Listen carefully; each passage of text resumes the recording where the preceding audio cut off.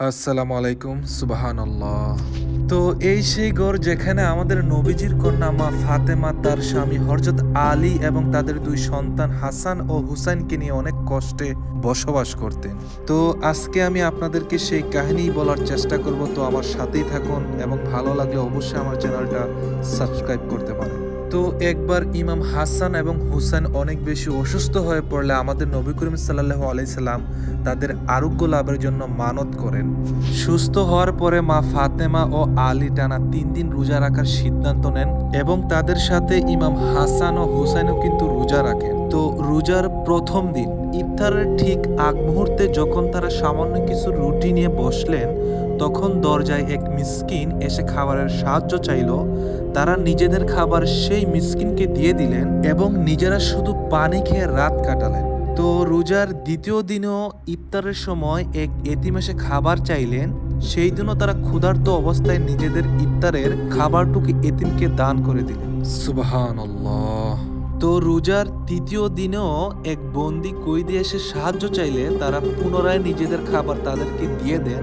এভাবে টানা 3 দিন ইমাম হাসান ও হুসাইন সহ মা ফাতেমা ও হযরত আলী অনাহারে ক্ষুধার্ত থেকে না খেয়ে রোজা রাখেন। সুবহানাল্লাহ।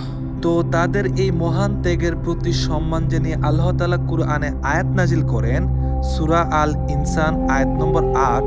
তারা আল্লাহর প্রেমে অভাবগ্রস্ত এতিম ও বন্দীকে খাদ্য দান করে। সুবহানাল্লাহ। ইমাম হাসান ও হুসেন বাচ্চা শিশু টানা 3 দিন না খেয়ে রোজা রাখছে, ভাবা যায়। দেখেন, মা ফাতেমা আমাদের নবী করিম সাল্লাল্লাহু আলাইহি সাল্লামের আদরের কন্যা হওয়া সত্ত্বেও ছিলেন অত্যন্ত দরিদ্র। তার কাছে প্রায় সময়ই ভালো পোশাক থাকতো না, এমনকি পর্দার জন্য উপযুক্ত পোশাকও থাকতো না।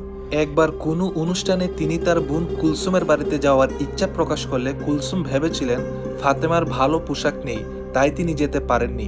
তখন নবী করিম সাল্লাল্লাহু আলাইহি সাল্লাম বলেছিলেন, সে তোমার আপন বোন, যেহেতু এখানে সবাই এসেছে তারও এখানে আসার প্রয়োজন ছিল।